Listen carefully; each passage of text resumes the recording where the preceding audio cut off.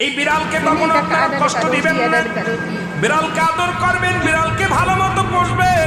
বিড়াল যদি কোনো জাতির জন্য দোয়া করে, কোনো গৃহস্থর জন্য দোয়া করে, ওই সংসারের মধ্যে উন্নতি শুরু হয়ে যায়।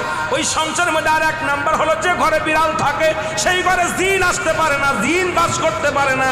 আর একটা ঘোষণা শুনেন, নবীজি বলে গেছেন, যে ঘরের মধ্যে বিড়াল ছানা বাস করে ওই ঘরের মধ্যে জিন জাতি প্রবেশ করতে পারে না। তাহলে ছোট ছোট মাসুম বাচ্চাগুলো যে ঘরের মধ্যে থাকে, মুসলমান অনেক সময় জিনের আশ্রয় পড়ে যায়, অনেক সময় জিনে আসর করে, ওই ঘরের মধ্যে জিনে আসর করে।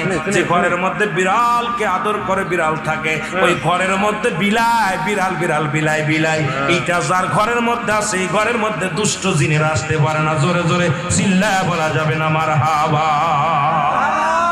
একবার নবী সুলাইমান আলাইহিস সালাম শুনতে পাইলেন পাশের বাড়িতে একটা কুকুরকে কষ্ট দিয়ে